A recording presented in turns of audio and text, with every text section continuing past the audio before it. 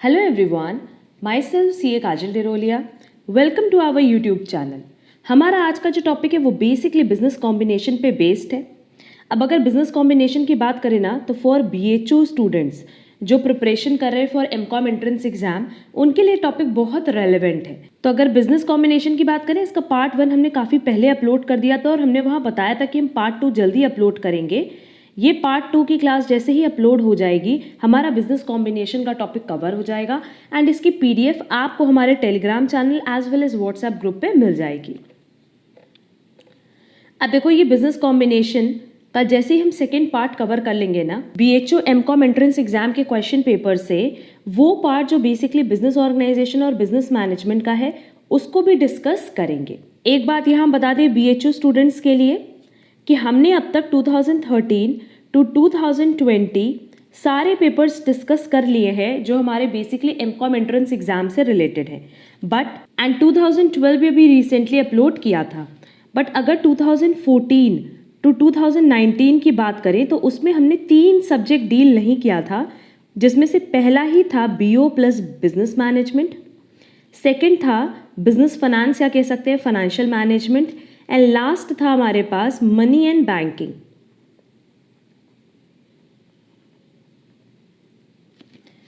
अब उस टाइम हमने ये इसीलिए अपलोड नहीं किया था क्योंकि इसके कॉन्सेप्ट्स मेरे को डिस्कस करने थे और वहाँ हमने बताया भी था कि ये 3 टॉपिक बेसिकली थ्योरी बेस्ड इसलिए हम डिस्कस नहीं कर रहे हैं. बट इस बार हम क्या करेंगे ना फॉर 2021 एग्जाम हम इसके कॉन्सेप्ट्स के साथ साथ इसके सारे क्वेश्चंस भी डिस्कस कर लेंगे. तो जैसे ही हमारा बिजनेस कॉम्बिनेशन का क्लास कंप्लीट हो जाएगा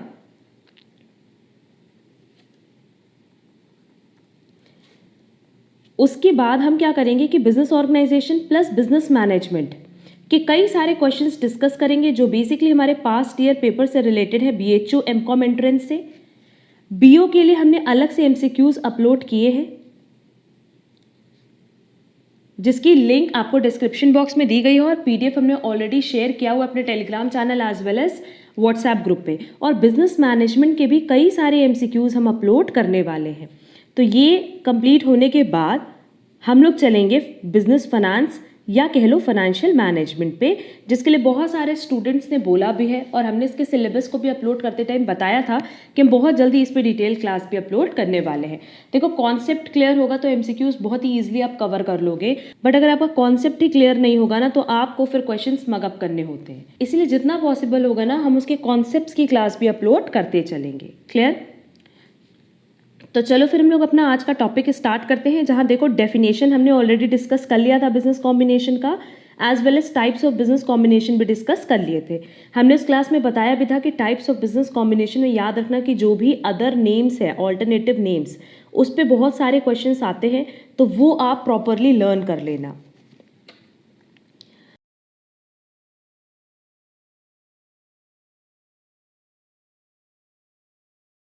पहला लिखा है फॉर्म्स ऑफ बिजनेस कॉम्बिनेशन में कि 3 तरह के बिजनेस कॉम्बिनेशन होते हैं. पहला एसोसिएशन, दूसरा फेडरेशन, तीसरा कंसोलिडेशन. अगर अभी भी किसी स्टूडेंट को डाउट हो कि व्हाट इज बिजनेस कॉम्बिनेशन तो प्लीज़ आप इसका पहला क्लास देख लेना जिसके लिंक हमने डिस्क्रिप्शन बॉक्स में दी है. वहाँ से आपको पता चल जाएगा कि बिजनेस कॉम्बिनेशन का क्या मतलब होता है. क्लियर? अब देखो लिखा है कि बिजनेस कॉम्बिनेशन 3 तरह के होते हैं. पहला एसोसिएशन, दूसरा फेडरेशन एंड तीसरा कंसोलिडेशन. एसोसिएशन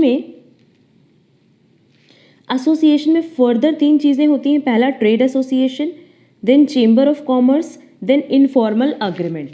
क्वेश्चन देखोगे ना एग्जाम में तो ये भी पूछता है कि एसोसिएशन का इनमें से कौन सा पार्ट है. क्लियर? नेक्स्ट फेडरेशन में 2 चीज़ आती है, pools and cartels. And last consolidation की बात करें तो कंसोलिडेशन हमेशा 2 तरीके से होता है, चाहे तो पार्शियल मतलब आधा या complete that is full. Partial consolidation में 3 चीज़ें हैं. पहला ट्रस्ट, दूसरा होल्डिंग कंपनी, तीसरा commodity of interest. And complete consolidation का टॉपिक नो डाउट सबको क्लियर होगा क्योंकि मर्जर, अमेलगमेशन और एक्विजिशन में बेसिकली क्या होता है, चाहे तो 2 ऑर्गेनाइजेशन मिल करके एक नई ऑर्गेनाइजेशन बनती हैं, चाहे 2 ऑर्गेनाइजेशन मिल करके एक ही ऑर्गेनाइजेशन बनती है. तो बेसिकली यहाँ पे क्या होता है कि ये कंप्लीट कंसोलिडेशन होता है, दैट इज कंप्लीटली वो कन्वर्ट होती है दूसरे ऑर्गेनाइजेशन में. क्लियर? बट यहाँ पे एग्जांपल ले लो होल्डिंग कंपनी का. होल्डिंग कंपनी अगर होल्डिंग कंपनी का कॉन्सेप्ट पता हो तो सीधे सीधे एक होती है होल्डिंग कंपनी, एक होती है सब्सिडरी कंपनी। होल्डिंग कंपनी वो होती है जो सब्सिडरी कंपनी में 50% से ज़्यादा ऑफ शेयर कैपिटल होल्ड करके रखती है। तो अगर शेयर कैपिटल का 50% से ज़्यादा होल्डिंग कंपनी ने होल्ड किया है तो नो डाउट पार्शली अगर देखा जाए तो ओनर कौन है सब्सिडरी कंपनी का? Holding company. जो होल्डिंग कंपनी बोलेगी वही सब्सिडरी कंपनी को करना पड़ेगा। क्लियर? तो ये हो गया हमारा पार्शियल कंसोलिडेशन और ये हो गया कंप्लीट कंसोलिडेशन। अब देखो इसमें क्या करना है कि एक एक पॉइंट हम लोग इस पर डिस्कस कर लेंगे। बस आपको ये चार्ट एज इट इज़ याद करना है कि किसका क्या पार्ट है, एसोसिएशन का क्या पार्ट है, फेडरेशन का क्या पार्ट है एंड कंसोलिडेशन का क्या पार्ट है। क्लियर? फेडरेशन तो सिंपल है, पूल्स एंड कार्टल्स। कंसोलिडेशन भी सिंपल है, partial and full, that is complete. और एसोसिएशन में तीन चीज़ें आती है, trade association, chamber of commerce and informal agreement. अब सबकी हम लोग डिटेल स्टडी कर लेते हैं। देखो सबसे पहले व्हाट इज एसोसिएशन, लिखा है these are voluntary organisations of traders and businessmen formed to protect and promote their common interest through collective efforts. क्या लिखा है? तो वॉलंटरी का मतलब क्या है? वॉलंटरी मतलब जो आपने अपनी मर्जी से बनाया, कहीं कोई कंपल्शन नहीं है। क्लियर? तो ये एक ऐसा ऑर्गेनाइजेशन है, एसोसिएशन एक ऐसा ऑर्गेनाइजेशन है या कह लो एक ऐसा ग्रुप है, किसका? ट्रेडर्स का, मतलब जो बना करके बेचते हैं, या बिजनेसमैन का जो मैन्युफैक्चरिंग भी कर सकते हैं। Formed to protect and promote their common interest through collective effort. Basically ये क्यों बनता है? सो दैट इनके जितने भी कॉमन इंटरेस्ट हैं उनको प्रॉपर तरीके से प्रोटेक्ट और प्रमोट किया जा सके। अब बेसिकली सबके सब ट्रेडर्स हैं, सबके सब बिजनेसमैन हैं, तो सब क्या कर रहे हैं? बिजनेस ही तो कर रहे हैं, चाहे बना के बेच रहे हैं चाहे खरीद करके बेच रहे हैं। तो नो डाउट सबका कॉमन इंटरेस्ट तो सेम ही होगा ना। Clear? They act as self regulators of trading policies and practices. भले ये ग्रुप बन जाता है, ये ग्रुप बेसिकली बनता है क्योंकि जो कॉमन इंटरेस्ट है उसको प्रोटेक्ट करना है, बट स्टिल जितने भी लोग इस ग्रुप से जुड़े हुए हैं हर कोई अलग अलग अपनी पॉलिसीज एंड प्रैक्टिसेस चलाता है। यहाँ देखो यही लिखा है कि they act as self regulators, आगे वो अपना बिजनेस जो है अपने हिसाब से कंटिन्यू करते हैं। ऐसा नहीं होता कि ये जो ग्रुप बना है इसमें किसी भी तरह की कोई पॉलिसीज या प्रैक्टिसेस डिसाइड होती हैं। इस ग्रुप को बनाया गया है सो दैट जो भी कॉमन इंटरेस्ट है उसको हम प्रोटेक्ट कर सकें। क्लियर? और बाकी हर एक ऑर्गेनाइजेशन जो इससे जुड़ती है वो अपने अकॉर्डिंग अपनी पॉलिसीज एंड रूल्स के हिसाब से ही अपने बिजनेस को आगे रन करती है। क्लियर? तो अब देखो यहाँ पे बताया कि एसोसिएशन तीन कैटेगरीज का, जो हमने ऊपर भी बताया था, trade association, chamber of commerce and informal agreement. पहला देखते हैं ट्रेड एसोसिएशन। इसमें लिखा है under trade association business units engaged in a particular trade generally come together and discuss matters for the promotion of their economic and business interest. Members of a trade association are usually competitors. Competitors ही तो हुए क्योंकि यहाँ पे कह रहा है कि particularly वो सेम ट्रेड में ही बिजी हैं। जैसे फिर इन केस मान लो हम ये चीज़ कह रहे हैं कि हम चिप्स की ट्रेडिंग कर रहे हैं और आप भी चिप्स की ट्रेडिंग कर रहे हो, तो इस केस में क्या है कि हम लोग सेम बिजनेस यूनिट्स हैं, तो हम लोग आपस में तो कॉम्पिटिटर हैं, बट स्टिल हम लोग क्या करेंगे, आपस में मिलकर के एक ग्रुप बनाएंगे जिसको हम लोग ट्रेड एसोसिएशन बोलेंगे। और ये ट्रेड एसोसिएशन सिर्फ इसलिए बनता है सो दैट हम लोग ओवरऑल अपने बिजनेस को प्रमोट कर सके। Clear? It is a non-profit organization which attempts to protect the interest of its members. It does not enter into any business transaction on its own account. The name of the association is usually after the nature to business conducted by its members. तो basically जो association आपने बनाया या ये जो group बनाया, क्या इनका अपना कोई मोटिव है? नहीं, इनका मोटिव क्या है कि जो लोग बिजनेस कर रहे हैं, बेसिकली जो एक ही बिजनेस यूनिट से इंगेज्ड है, सिर्फ और सिर्फ उनके इंटरेस्ट को या कह लो कि उनके बिजनेस को प्रमोट करने का मोटिव है, किसी भी एंगल से अर्न करने का मोटिव नहीं है। इसीलिए इस ग्रुप को हमने क्या बोला? Non profit organisation. It tries to enrol as members all those engaged in the same line of business in a particular region. It does not involve loss of independence of its members who are free to conduct their business as they please. Let's say अगर मान लो कि ये पूरा का पूरा कोई एक area है, ठीक, इसमें ऐसी 3 शॉप है जहाँ पे बेसिकली वो लोग ट्रेडिंग करते हैं चिप्स की। तो ये जो ग्रुप बन रहा है ना, ये जो एसोसिएशन बन रहा है, इन तीनों को इंगेज करेगा, इन तीनों को अपने यहाँ मेंबर बनाने की कोशिश करेगा। क्यों? क्योंकि वो इनके इंटरेस्ट को प्रमोट कर रहा है। बट क्या इन तीनों की इंडिपेंडेंस कहीं से भी लॉस होगी? नहीं, ये तीनों जैसे चाहे अपना बिजनेस रन कर सकते हैं, सिर्फ और सिर्फ प्रमोशन पर्पस के लिए। ये जो चिप्स है, मतलब बेसिकली इनका जो बिजनेस लाइन है, उसके प्रमोशन के लिए ये तीनों आपस में एक ग्रुप बनाते हैं। Clear? No member can interfere with the working of other members और member units. It is essentially educational in character. Thus, it may be defined as a non-profit voluntary organization of business competitors operating in the same line of business for the promotion of their common economic interest. तो आप चाहते हो कि सिर्फ आपके product को एक तरह से कह लो प्रमोट किया जाए, आपके प्रोडक्ट लाइन को प्रमोट किया जाए ताकि आपको इकोनॉमिक इंटरेस्ट हो सके, सो दैट आपको मॉनेटरी टर्म्स में बेनिफिट हो सके। सिर्फ इसके पर्पस के लिए, दैट इज अपने प्रोडक्ट के प्रमोशन के पर्पस के लिए आप ग्रुप बनाते हो और आपका कोई पर्पस नहीं होता जब ट्रेड एसोसिएशन की बात होती है तो। क्लियर? नेक्स्ट लिखा है trade associations may be registered under the companies act और द ट्रेड यूनियन एक्ट। ये important point exam point of view से ये लर्न कर लेना।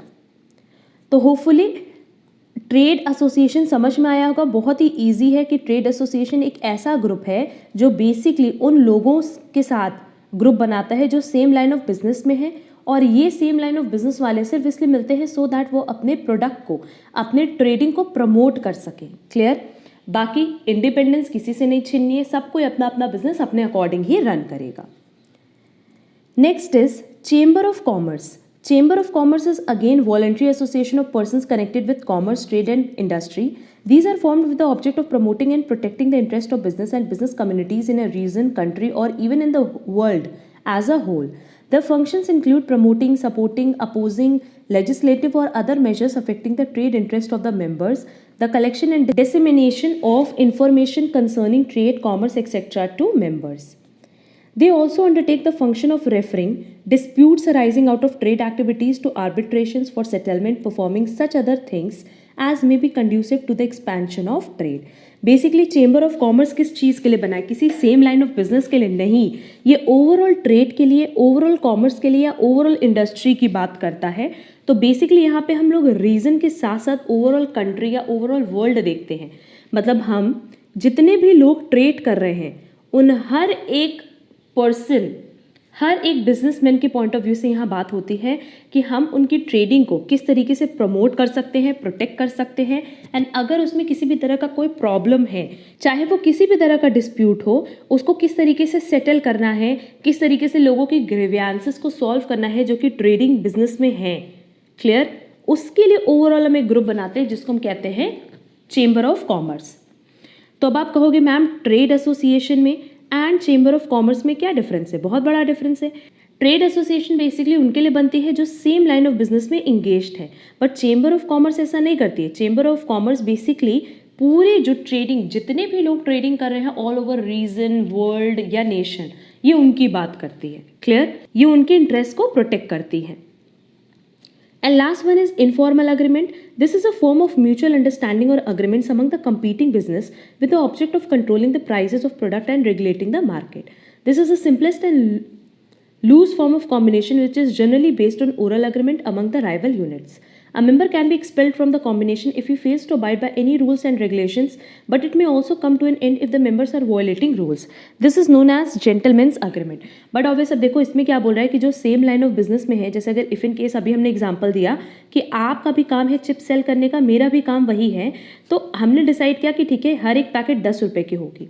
क्लियर? ऐसा क्यों करते हैं? सो दैट यहाँ पे हम कहीं ना कहीं एक प्राइस फिक्स कर पाए, कंट्रोल कर पाए। अदरवाइज क्या होगा, कोई 12 का सेल करा होगा, कोई 15 का सेल करा होगा, कोई 20 का सेल करा होगा, तो ऐसा नहीं। हम क्या करते हैं कि बेसिकली हमारे बिजनेस में प्राइस को कंट्रोल करने के लिए हम एक अग्रीमेंट करते हैं। और ये इनफॉर्मल क्यों है? क्योंकि कहीं पे भी कुछ रिटन नहीं है, जो भी होगा वो ओरल होगा। एंड एक बार एंड बोला जाता है ना कि जो आपने बोला है बेसिकली आपकी ज़ुबान की वैल्यू होती है। तो जो चीज़ आपने कमिटमेंट की है आपको उस पर स्टैंड करना होता है। और कई बार ऐसा होता है कि आपने फिक्स तो कर लिया ग्रुप में मिल करके कि हाँ 10 रुपीज़ हमारी चिप्स का पैकेट होगा, बट मार्केट में आप उसको 15 का सेल कर रहे हो, तो उस केस में आपको क्या किया जाएगा, सीधे सीधे उस पर्टिकुलर ग्रुप से, उस पर्टिकुलर इनफॉर्मल अग्रीमेंट से बाहर कर दिया जाएगा। क्लियर? और इसको हम क्या कहते हैं? Gentlemen's agreement. Simply informal agreement is also known as gentlemen's agreement. क्यों? क्योंकि यहाँ पे आपकी बात की वैल्यू है और किसी चीज़ की वैल्यू नहीं है। रीजन बीइंग सब कुछ ओरल अग्रीमेंट पे है, एक तरह से कह लो कि ट्रस्ट पे ये सारी चीज़ें चलनी है। क्लियर? तो यहाँ देखो हमारा फर्स्ट पॉइंट खत्म हो गया, एसोसिएशन। और ये बहुत सिंपल था। एसोसिएशन मतलब सिंपली याद रखना जहाँ पे कुछ ट्रेडर्स या कुछ बिजनेसमैन मिलते हैं एंड वो सिर्फ इसलिए मिल करके काम करते हैं या ग्रुप बनाते हैं सो दैट वो अपने कॉमन इंटरेस्ट प्रमोट कर सकें एज वेल एज प्रोटेक्ट कर सके। अब इसमें 3 चीज़ें थी। ट्रेड एसोसिएशन बेसिकली ये था कि जो भी लोग ट्रेडिंग कर रहे हैं in same line of business, ये ग्रुप उनके लिए बनता है और उनके बिजनेस को प्रमोट करता है, दैट्स इट। इसीलिए उसको हम क्या कहते हैं, non profit organisation. Chamber of commerce ऐसा नहीं करता, सेम लाइन ऑफ बिजनेस के लिए नहीं, ये ओवरऑल ट्रेड के लिए ही एक ग्रुप बनता है जो कि ओवरऑल बात करता है कि ट्रेडिंग में ये होना चाहिए, वो होना चाहिए। अगर आप ट्रेडिंग बिजनेस में हो तो क्या रूल्स रेगुलेशंस होने चाहिए, उनसे रिलेटेड इंटरेस्ट को प्रमोट करता है एज वेल एज प्रोटेक्ट करता है। एंड इनफॉर्मल एग्रीमेंट, जो लोग सेम लाइन ऑफ बिजनेस में हैं, दैट इज जो कॉम्पिटिटर्स हैं, उनको अपने प्रोडक्ट की प्राइस पे कंट्रोल करना होता है, इसलिए ये अग्रीमेंट बनता है। और इस अग्रीमेंट में जो आपने कमिटमेंट किया आपको उस पर स्टैंड करना होता है सो दैट आपके बिजनेस से रिलेटेड कहीं ना कहीं कंट्रोल कर पाओ आप प्राइस का। क्लियर? तो ये 3 पॉइंट्स था एसोसिएशन से रिलेटेड। अब हम लोग चलेंगे नेक्स्ट फेडरेशन पे। अब देखो नेक्स्ट पॉइंट हमारा फेडरेशन। फेडरेशन में बेसिकली 2 चीज़ें थी, पूल्स एंड कार्टल्स। तो देखते हैं what is federation. Federation means association of firms engaged in the same business with a formalized agreement to follow certain policies in common so as to reduce the intensity of wasteful competition in the respective business line। अब देखो federation भी basically एक तरह का group है, पर ये एक ऐसा ग्रुप है जो कि फॉर्मलाइज्ड अग्रीमेंट के साथ चलता है। What is formalised agreement? जो बेसिकली रिटन फॉर्म में होगा, जिसकी वैल्यू मार्केट में होगी। तो ये बेसिकली ये ग्रुप अब क्यों बनाया जा रहा है? इस ग्रुप को बनाने का पर्पस ये है कि हम आपके बिजनेस से रिलेटेड कुछ कॉमन पॉलिसीज़ बनाएंगे जो कि सबको फॉलो करनी होगी। और ये करने का पर्पस ये है ताकि वेस्टफुल कंपटीशन की जो इंटेंसिटी है उसको हम थोड़ा सा घटा सकें। क्लियर? तो हमने क्या बोला, अगर आप सेम लाइन ऑफ बिजनेस में हो तो आप चाहो तो फेडरेशन का ग्रुप बना सकते हो। और ये ग्रुप बेसिकली क्यों बनता है? ताकि हम आपके लिए कुछ पॉलिसीज डिसाइड करें और वो पॉलिसी सारे लोग फॉलो करें जो बेसिकली उस ग्रुप का मेंबर है। क्लियर? और ये पॉलिसीज किससे रिलेटेड होती है बेटा? To reduce the intensity of wasteful competition.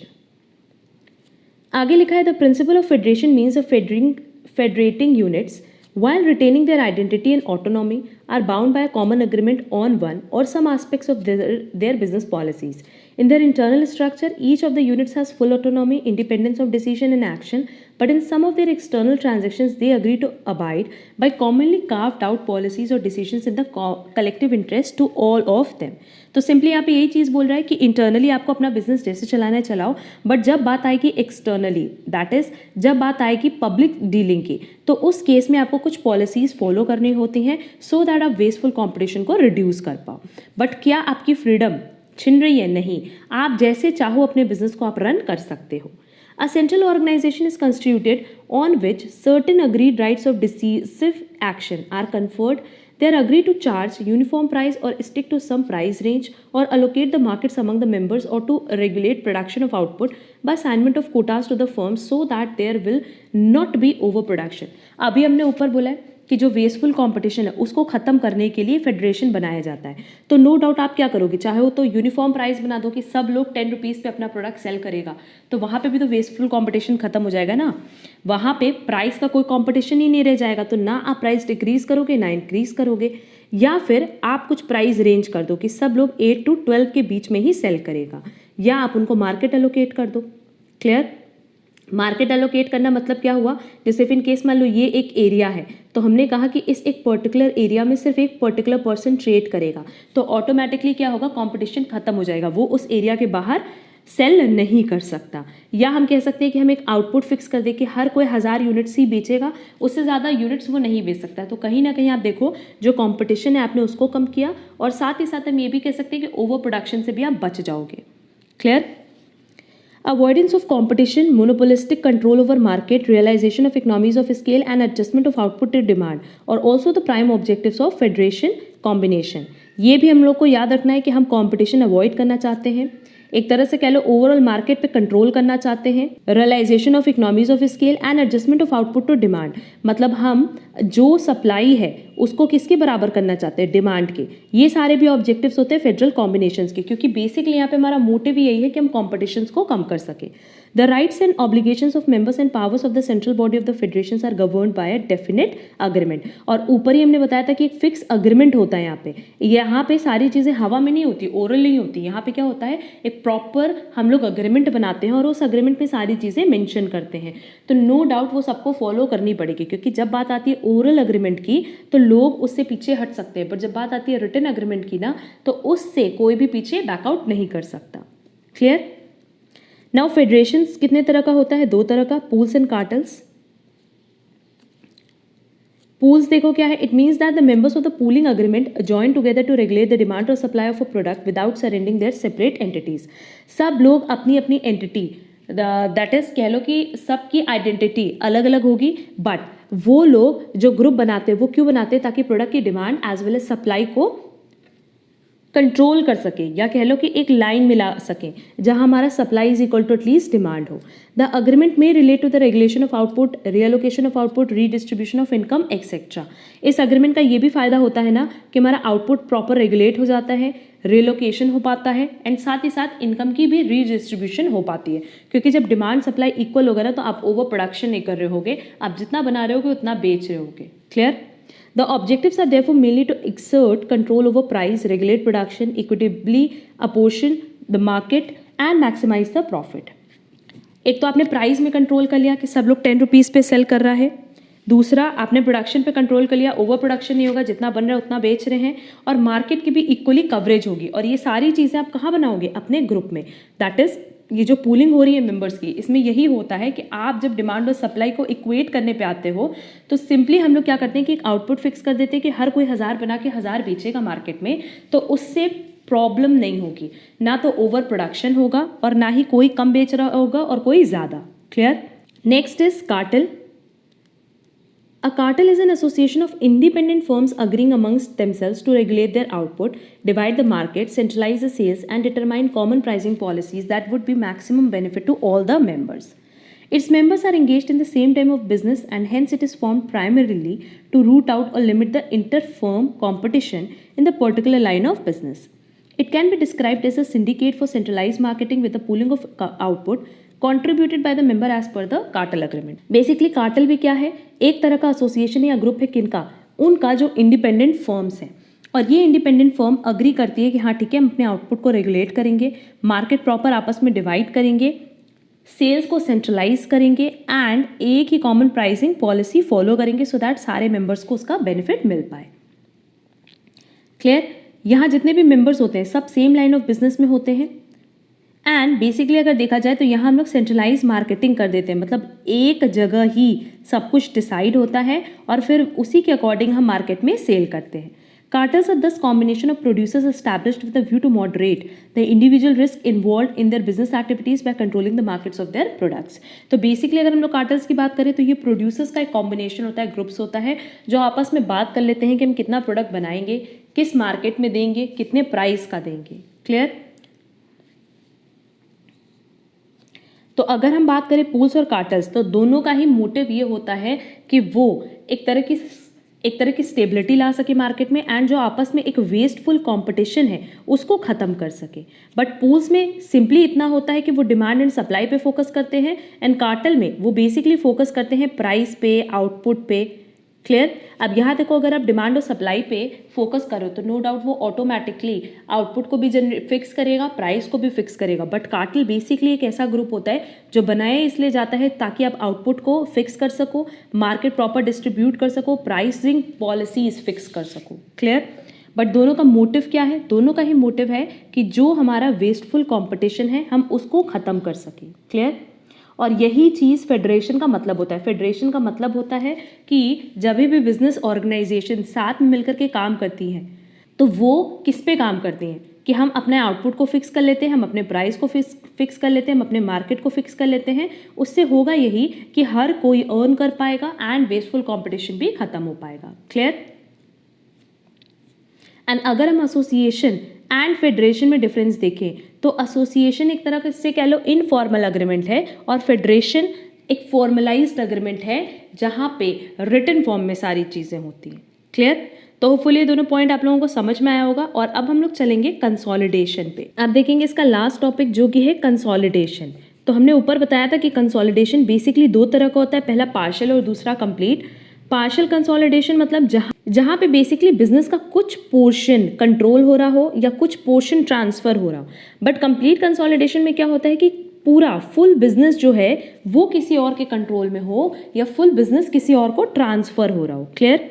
तो देखो पार्शियल कंसोलिडेशन में हमने ऊपर भी बताया था कि तीन चीज़ें आएंगी, पहला ट्रस्ट है, दूसरा होल्डिंग कंपनीज है एंड तीसरा है कम्युनिटी ऑफ इंटरेस्ट। तो पहले इस पर डिस्कशन कर लेते हैं।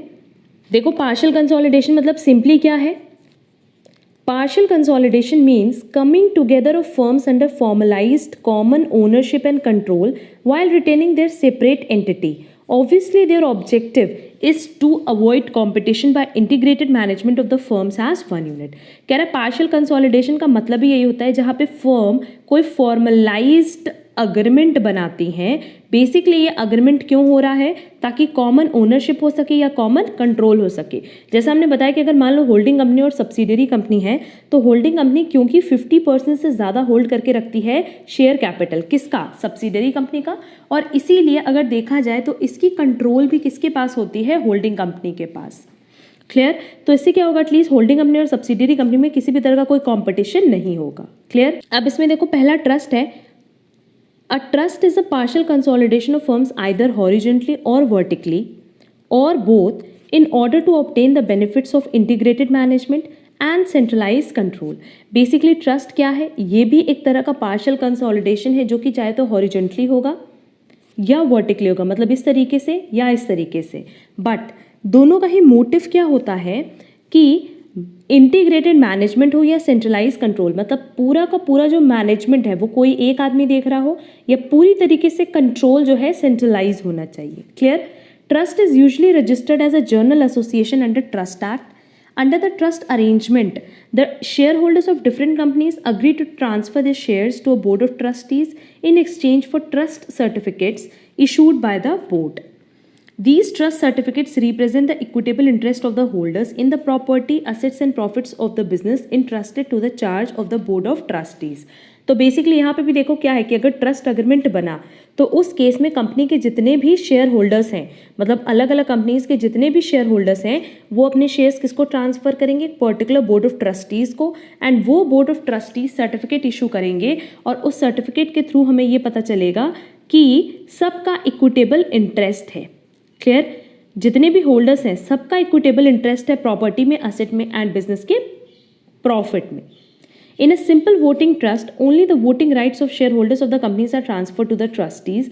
But in a combination trust, all the legal and equitable rights of the shareholders of constituent companies are surrendered to the trustees. मतलब ये कह रहा है कि अगर वोटिंग ट्रस्ट होता नाम से तो वहाँ आप सिर्फ अपने वोटिंग राइट को ट्रांसफर करते हैं बोर्ड ऑफ ट्रस्टीज़ को। बट क्योंकि यहाँ हम बिजनेस कॉम्बिनेशन की बात कर रहे हैं तो बिजनेस कॉम्बिनेशन में अपना सारा का सारा राइट्स बेसिकली आप अपना शेयर्स ही ट्रांसफर कर देते हो बोर्ड ऑफ ट्रस्टीज़ को। Clear? Next, shareholders in different companies part with their controlling rights and vest them in the hands of one or very few individuals known as trustees. यहाँ board of trustees बना रहे हैं जो कि common होंगे बहुत सारी कंपनीज के लिए और हर एक कंपनी के शेयर होल्डर्स अपने शेयर्स किनको हैंड ओवर कर रहे हैं? बोर्ड ऑफ ट्रस्टीज को। तो बेसिकली इनको हैंड ओवर करने का रीज़न क्या होता है? सो दैट एक सेंट्रलाइज्ड कंट्रोल हो सके, सेंट्रलाइज्ड मैनेजमेंट हो सके हर एक कंपनी के वर्किंग का। Clear? The trust issues trust certificates to those erstwhile shareholders in recognition of their share in the business. The trust appoints its own representatives on the board of directors of different companies under their charge. The trust chalks out common production, pricing and marketing as well as financial policies for all the companies combined in the trust. तो simply यही चीज़ कह रहा है कि ये जो trust आप बना रहे हो इसमें क्या होता है कि बहुत सारी कंपनीज के शेयर होल्डर्स आगे आते हैं और वो एक तरह का कह लो कि एक कॉमन बोर्ड ऑफ ट्रस्टीज़ बनाते हैं। इन बोर्ड ऑफ ट्रस्टीज़ को अपने सारे शेयर्स होल्ड कर देते हैं और बदले में इनसे शेयर सर्टिफिकेट ले लेते हैं। तो ये जो बोर्ड ऑफ ट्रस्टीज़ ये करते क्या हैं? ये कंट्रोल करते हैं जिसको हम लोग सेंट्रलाइज कंट्रोल कहते हैं या सेंट्रलाइज मैनेजमेंट करते हैं। तो सेंट्रलाइज कंट्रोल या सेंट्रलाइज मैनेजमेंट का फ़ायदा क्या होगा कि कॉमन प्रोडक्शन होगा, प्राइसिंग एंड मार्केटिंग की पॉलिसीज़ होंगी एंड फाइनेंशियल पॉलिसीज़ होंगी। क्लियर? जिससे बेसिकली हर एक ऑर्गेनाइजेशन को, हर एक शेयर होल्डर को बेनिफिट मिलेगा। Clear? The trust also collects the dividends formally declared by the companies and after deducting the trust expenses, disperses the net pooled profits to the trust certificate holders in the ratio of values of certificates held by them. तो यही होगा कि जो dividend है उसमें से अपने खर्चे माइनस करके जो बोर्ड ऑफ ट्रस्टीज़ हैं वो अपने खर्चे माइनस करके जो भी बैलेंस अमाउंट बचता है वो अपने पास नहीं रखती है, वो सारे शेयर होल्डर्स के बीच में बांट देती है। और रेशियो क्या होता है, सिंपली जो शेयर सर्टिफिकेट में आपके पास जितना शेयर है उसी रेशियो में आपको ये बैलेंस अमाउंट मिल जाएगा। क्लियर? तो यहाँ बेसिकली हुआ क्या कि एक कंपनी अभी तक ऐसा करती थी, जैसे अगर एक कंपनी है उसमें आपने एज शेयर होल्डर्स अपना पैसा इन्वेस्ट किया और बदले में आपको शेयर्स मिला और बाद में आपको डिविडेंड मिलता है। क्लियर? बट यहाँ हमने क्या किया कि कंपनी का एक पूल बनाया, मतलब बहुत सारी कंपनीज मिल करके एक बोर्ड ऑफ ट्रस्टी बनाती है और ये बोर्ड ऑफ ट्रस्टी डिसाइड करती है सारे के सारे डिसीजंस इन पर्टिकुलर कंपनीज के लिए। क्लियर? और ऐसा हम क्यों करते हैं, सो दैट हम कॉमन प्रोडक्शन कर सके, pricing, marketing and financial policies common बना सके। क्लियर? नेक्स्ट, होल्डिंग कंपनीज, जो हमने पहले ऊपर ही डिस्कस कर लिया कि होल्डिंग कंपनीज बेसिकली क्या होता है कि दो तरह की कंपनी होती है, होल्डिंग कंपनी, सब्सिडरी कंपनी। इस कंपनी के जो टोटल शेयर कैपिटल होते हैं उसका 50% से ज़्यादा कौन होल्ड करता है, होल्डिंग कंपनी। तो कहीं ना कहीं डायरेक्टली इनडायरेक्टली उसको कंट्रोल कौन कर रहा होगा, होल्डिंग कंपनी। ये आप रीड कर लेना। And last one is community of interest. Community of interest is an arrangement under which control over different companies is exercised by the same group of directors, managers, shareholders without any formal central organization. Different companies appear to be under separate control, but in effect their business policies are all shaped and executed by common directors or managers etc. तो community of interest में तो कुछ भी नहीं है, इसमें बस ये कह रहा है कि बिना किसी central organization को बनाए, clear, same group of directors, same group of managers, same group of share holders होंगे अलग अलग कंपनीज के और वो डिसीजन लेते हैं सारे के सारे ऑर्गेनाइजेशंस के लिए। तो अब पूछोगे कि मैम ट्रस्ट और इंटरेस्ट में डिफरेंस क्या है। ट्रस्ट में हम प्रॉपर एक सेंट्रलाइज्ड ऑर्गेनाइजेशन बनाते हैं, बोर्ड ऑफ ट्रस्टीज़ को अपने शेयर्स ट्रांसफ़र करते हैं, बट कम्युनिटी ऑफ इंटरेस्ट में ऐसा नहीं होता। यहाँ पे simply same group of directors, managers and share holders होते हैं बट बिना किसी फॉर्मल सेंट्रल ऑर्गेनाइजेशन के। और इनका भी काम क्या होता है, यही business policies banana and separate and control maintain करना। क्लियर? अब जितनी भी इसमें कंपनीज हैं उनका अपना नो डाउट अपना अपना कंट्रोल तो होगा ही होगा, बट उनकी सारी पॉलिसीज कौन डिसाइड कर रहा होगा, ये same group of directors, managers and share holders. Clear? इसलिए हमने पहले बताया था कि ये पार्शियल कंसोलिडेशन का पार्ट है और कंप्लीट कंसोलिडेशन हम नहीं पढ़ा रहे, क्योंकि कंप्लीट कंसोलिडेशन का मतलब ही यही होता है two or more concerns combine to transfer their assets and liabilities to a new company, or when one company absorbs another concern by outright purchase of its business. Simply मान लो कि पहले x limited भी काम कर रही थी और Y limited भी काम कर रही थी, बट वाई लिमिटेड को लॉस हो रहा था, दोनों सेम लाइन ऑफ बिजनेस में हैं, तो वाई लिमिटेड को एक्स लिमिटेड ने टेक ओवर कर लिया। क्लियर? या हम कह सकते हैं एक्स लिमिटेड और वाई लिमिटेड बन करके नई कंपनी बन गई जेड लिमिटेड। तो ये क्या हो रहा है, ये कंप्लीट कंसोलिडेशन हो रहा है, ना कि पार्शियल कंसोलिडेशन। क्लियर? अब इसमें तीन चीज़ें हैं, first one is merger, then amalgamation, then acquisition. इन तीनों के ही डेफिनेशन में स्टूडेंट्स को बहुत बार प्रॉब्लम होती है, तो वो यहाँ पे हम लोग क्लियर कर लेते हैं। मर्जर देखो क्या लिखा है, in merger one company absorbs another company और कंपनीज। जैसा अभी हमने बताया कि लेट्स से एक है एक्स लिमिटेड और एक है वाई लिमिटेड, इस कंपनी में लॉस हो रहा है और ये दोनों सेम लाइन ऑफ बिजनेस में है, तो एक्स लिमिटेड ने वाई लिमिटेड को अब्जॉर्व कर लिया एंड अब दोनों कंपनी मिलकर के किस नाम से जानी जाएगी, एक्स लिमिटेड के नाम से। Clear? The absorbing company takes over the assets of the absorbed company. Absorbing company कौन है, मेरे एग्जाम्पल के हिसाब से एक्स, और अब्जॉर्ब्ड कंपनी कौन सी है, Y, and often assumes its liabilities. The identity of the absorbed company is lost, क्योंकि वाई कंपनी तो वाई लिमिटेड खत्म हो गई, since its assets from the property of the, from नहीं है ये फॉर्म है, form the property of the absorbing company. अब वाई लिमिटेड का जो असेट है वो किसका बन गया, एक्स लिमिटेड का asset. The shareholders of the absorbed company are compensated in the form of cash shares in the absorbing company. अब जैसा कि जो हमने एग्जांपल दिया एक्स लिमिटेड वाई लिमिटेड, होता यही है, इसको लगातार लॉस हो रहा है तो इसने, तो एक्स लिमिटेड ने वाई लिमिटेड को एक तरह से कह लो मर्ज कर लिया आपने में, तो इसके सारे एसेट्स किसके, एक्स लिमिटेड के, बट यहाँ पे जो शेयर होल्डर्स हैं उनको भी तो पेमेंट करना होगा, उनको पेमेंट ये कर सकते हैं कैश में या अपने ही कंपनी का शेयर्स इशू कर सकते हैं। क्लियर? बट उसके बाद वाई लिमिटेड की आइडेंटिटी खत्म हो जाती है, तो ये इसलिए ये किसका पार्ट है, फुल कंसोलिडेशन का। Next is amalgamation. It means formation of a new company to take over the assets and liabilities of two or more existing companies. Let's say मेरे पास X लिमिटेड है एंड Y लिमिटेड है, ये दोनों same line of business में है, but क्योंकि ये ज़्यादा पावर चाहते हैं इसलिए इन दोनों ने मिलकर के एक न्यू कंपनी बना ली Z लिमिटेड। तो ये क्या हुआ, यहाँ ये भी खत्म और कंप्लीटली एक नई कंपनी बन गई जिसका नाम है Z लिमिटेड। इस प्रोसेस को हम क्या कहते हैं, amalgamation. And last one is acquisition. Acquisition refers to the process of acquiring a company at a price called acquisition price or acquisition premium. The price is paid in terms of cash or acquiring the company's share or both. तो basically acquisition का मतलब क्या होता है, जहाँ पे आप acquisition price पे दूसरी कंपनी को परचेज करते हो। तो ये हमारा पार्ट था फुल कंसोलिडेशन का। तो देखो ये बहुत ही सिंपल पॉइंट्स थे कि एसोसिएशंस क्या होता है, फेडरेशन क्या होता है एंड कंसोलिडेशन क्या होता है।